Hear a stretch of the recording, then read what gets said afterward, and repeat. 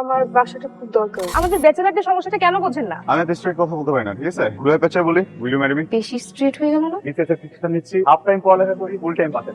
আমি তো মেয়ে মানুষ। হ্যাঁ, তখন কোন বুঝতে পারে মানুষ। আমরা দুজন কিন্তু সন্দেহের তালিকায় আছি। তোমরা বিবাহিত না হয়ে এক ঘরে থাকলে কিভাবে? তোমাদের বুক কাঁপলো না? পরকিয়া কেন? আমাদের তো বিয়ে হয়নি। বিয়ে হয়নি তো কি হয়েছে? কখনো কি বিয়ে করবো না? আগে তো যে 2-3 দিন ফ্রেন্ডের ওখানে একটু লাল পানি খাবো, তারপর বাড়ি যাবো।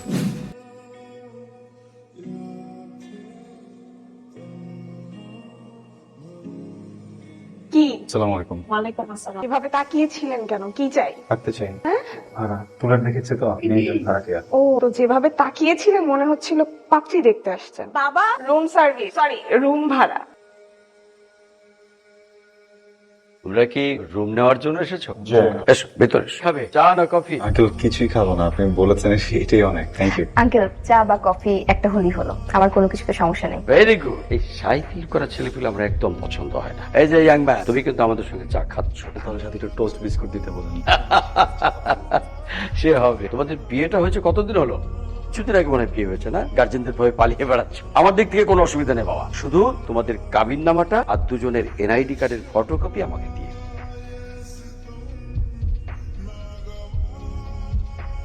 আমার বাসাটা খুব দরকার। আমাদের ব্যাচেলারদের সমস্যাটা কেন বোঝেন না? কেন এত ইনসিকিউর ফিল করেন? একটা কাজ করি, আমি আমার বাবাকে ফোন দেই, ফোন দিয়ে বলি আমার বিয়েটা দিয়ে দিতে, যাতে আমি বাসাটা ভাড়া পাই। এটাই তো চান আপনারা, তাই না? আপনি তো থাকলে আমার তো বিয়ে হবে। পৃথিবীর সকল মেয়েদের সিলেবাসে একটা চ্যাপ্টার আছে, পরীক্ষা ফেল করলেই বাপ মা ধরে বিয়ে করে দেয়। কিন্তু আমাদের ছেলেদের সিলেবাস তো দূরের কথা, যে ডিকশনারিটা খুঁজ যায় 1000 বারের ভিতরে এই শব্দটা পাবেন না। সেই বিয়েটা করতে হলেও আমাকে বিপিএস পাস করতে হবে, আর বিপিএস পাস করতে হলে আমার একটা বাসা পাইতে হবে। কিন্তু তো আমাকে কথা দেখছে না। কিন্তু আমি একটা ব্যাচেলর, বিসিএস প্রতিষ্ঠান নিচ্ছি, হাফ টাইম পড়ালেখা করি, ফুল টাইম পাঠাই। আমি খুব টায়ার্ড। আমিও খুব টায়ার্ড, এত চেষ্টা করতেছি কিন্তু বাসায় পাচ্ছি না। বাসাটা খুব দরকার, যেখানে যাই ব্যাচেলর ভাড়া হবে। ব্যাচেলরদের কপালে কি লেখা থাকে আমি ব্যাচেলর, আমি খারাপ মানুষ, অন্য গ্রহ থেকে আসছি, আমাদেরকে ভাড়া দিলে আমরা কামড় দিব। আপনার এনআইডি কার্ড বা পাসপোর্টের কপি আছে তো না? দেখুন, আমি কিন্তু কোনো রিস্ক নিতে পারবো না, এমনিতেই অনেক বড় রিস্ক নেওয়ার সিদ্ধান্ত নিয়ে ফেলছি। আমি সিদ্ধ।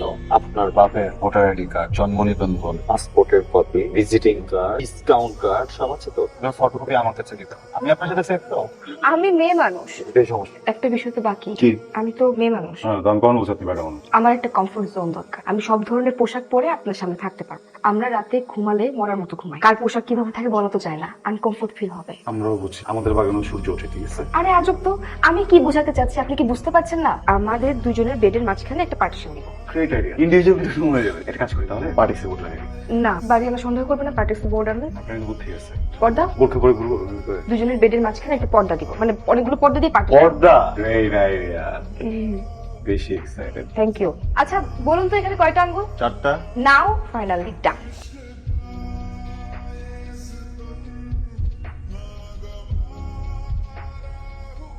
আমি ভালো আছি বাবা, খুব টেনশন করুন না আমাকে নিয়ে। হ্যাঁ বাবা, আমি তোমার সাথে পরে কথা বলবো। আপনি কি নতুন ভাড়াটিয়া? আপা, আপনি কি বিবাহিতা? হ্যাঁ, বিদায়। বড়ই সৌন্দর্য। আপনাকে যে বিবাহ করেছে তার অনেক রুচি আছে, কিন্তু খুব সাবধান, আপনি কিন্তু সন্দেহের তালিকায় আছেন। আমি আসি। আচ্ছা রাখ না, আমি রিক্সা পেলে কল দিচ্ছি। কি? ওয়ালাইকুম আসসালাম। কি আজকে কি আমার চেহারায় কোনো পরিবর্তন আসছে?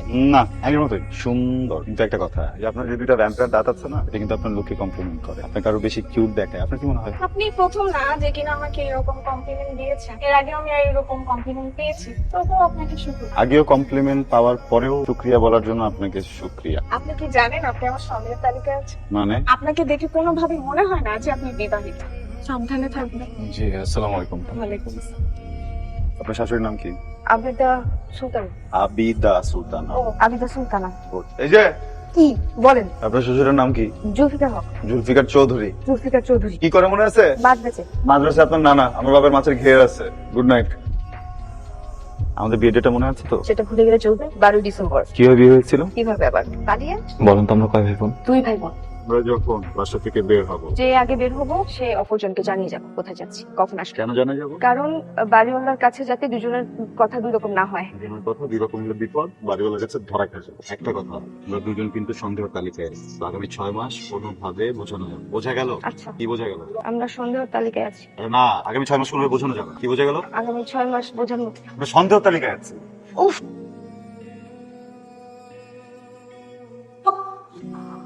খালি তাকায় থাকেন। বাবা কিছু বলছে? জি। দাঁড়ায় আছেন কেন? চাপুন। যা সন্দেহ করেছিলাম তাই। আচ্ছা, আপনি তো অভিনয় কিভাবে করেন? মানে আপনাদের দুজনের থাকার স্থান আলাদা, মাঝখানে পর্দা দিয়ে পার্টিশনও দেওয়া, আবার বিয়ে বিয়ে অভিনয় করছেন। সরি, মানে যে ধরা খেয়ে গেছি আমার বলতেই হবে। ব্যাচেলর ভাড়া দেন আপনারা? ব্যাচেলর গুলো কই থাকবে? রাস্তা থাকবে? কাপড় কোথায় খুঁজে আনবো আমি?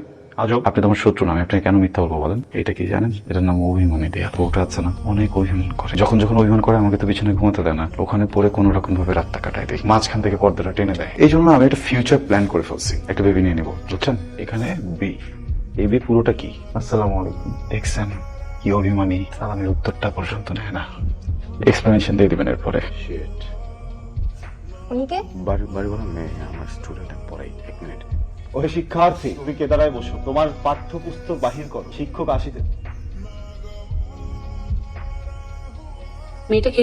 বাড়ি বলার মেয়ে আমার কাছে পড়তে আসে। ও আচ্ছা। মামা একটা ফুচকা দিন তো। ক্যারেক্টারলেস।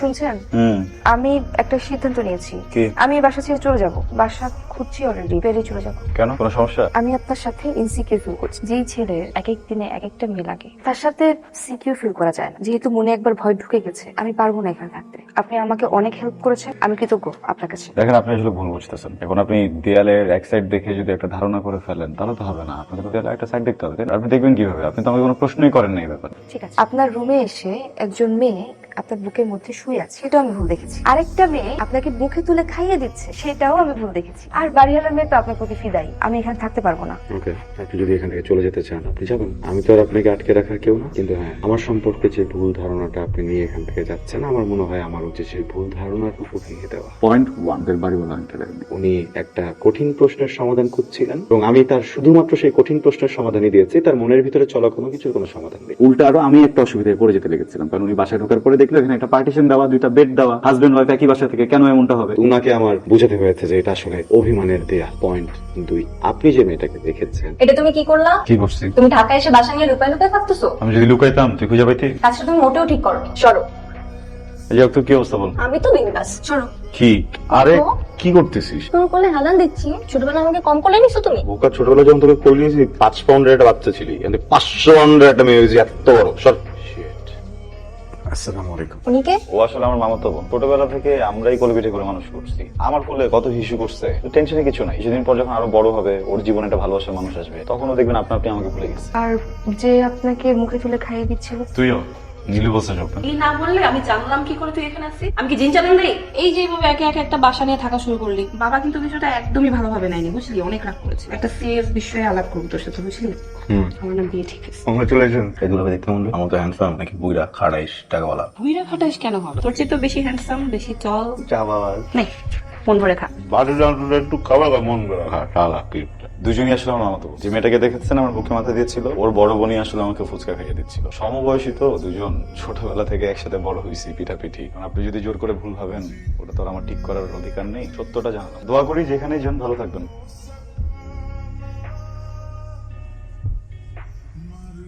আচ্ছা আচ্ছা শোন, কথা যেহেতু বলিস আর বলার দরকার নাই। আমি আসলে আমার ডিসিশনটা একটু চেঞ্জ করছি, বুঝছি? হ্যাঁ হ্যাঁ, আমি ঢাকায় আসলে তোকে ফোন দেবো।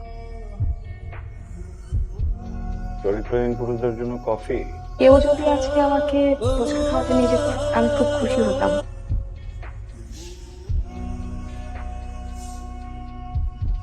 জানেন, আমার জীবনটা খুব অদ্ভুত। বাবা কেউ নেই না, আমি ওনাকে দোষ দিব না। আমি যখন খুব ছোট তখন আমি আমার মাকে হারাই আমার ভালো থাকার জন্য। আবার একটা বিয়ে করে, কিন্তু আমাদের ভাগ্যটা দেখুন, সৎ মায়ের অত্যাচার শুরু হয়। কিন্তু আমার বাবা ওনার সাথে ভালো ছিলেন না। আমার ওখানে থাকতে মন চাইতো না, বলতে পারেন পালিয়ে চলে এসেছি। এখন যদি একটা চাকরি পাই তাহলে হয়তো আমার ভালো থাকার গল্পটা শুরু হবে। আচ্ছা, আমি দেখছি। আপু, আপনাদের দুজনকে আমার বাবা এখনই ডেকেছেন। এত বড় মিথ্যে কথাটা তোমরা কি করে বললে আমাকে? তোমরা বিবাহিত না হয়ে এক ঘরে থাকলে কিভাবে? তোমাদের বুক কাঁপলো না? আসসালামু আলাইকুম আঙ্কেল। ওয়ালাইকুম আসসালাম। কে আপনি? ও আঙ্কেল, আমি তো দ্বিতীয় তলায় এসেছি। আপনাদের এখানে ফাহাদ থাকে না? আমি ফাহাদের মামাতো বোন। ও আচ্ছা আচ্ছা। ও কিউট বৌমাটা কেমন আছে? ও, ফাহাদ তো এখনো বিয়েই করেনি, তাহলে আর বউ আসবে কোত্থেকে আঙ্কেল? আমার বিয়ের কথা চলছে, এই জন্যই তো আমি প্ল্যানিং এর জন্য ওর কাছে এসেছি। আমি তাহলে আসি আঙ্কেল, ভালো থাকবেন, দোয়া করবেন। কি বলছিলাম, এই দুইটার মধ্যে সন্দেহ আছে। কি মাসুম চেহারা, ওই যে একটা ফাললে মারা শুধু আলকাতরা আলকাতরা। বিশ্বাস করেন আমরা খারাপ কোনো কিছুই করিনি। এটা ট্রু যে আমরা বিবাহিত না। আঙ্কেল আসলে আমি বিসিএস এর প্রিপারেশন নিচ্ছি। আমি এর আগে যে বাসাটাতে ছিলাম অনেক ব্যাচেলর ছিল, আমি আমার মতো স্পেস পাচ্ছিলাম না পড়াশোনা করার। প্রচুর সাউন্ড, সবাই কথা বলতো, যে যার মতো রুমে চলে আসতো, নাও করা যেত না। দেখলাম আপনার এখানে এক রুমের বাসা, আমার মনে হলো যে এইটার থেকে ভালো আর কি হতে পারে। আমি চলে আসছি, তখন ওনাকে কেটে দেখি আমার মনে হয়েছিল যে হয়তো আপনার এখানে কয়েকটা ফ্ল্যাট আছে, উনি একটা নিবে আমি একটা নিব। আপনি আবার বললেন যে ব্যাচেলর দিবেন না। এমন সময় যখন বললেন যে আমরা হাজবেন্ড ওয়াইফ পালিয়ে বিয়ে করেছি, কিছু বলতেও পারিনি বিকজ বাসাটা খুব দরকার ছিল।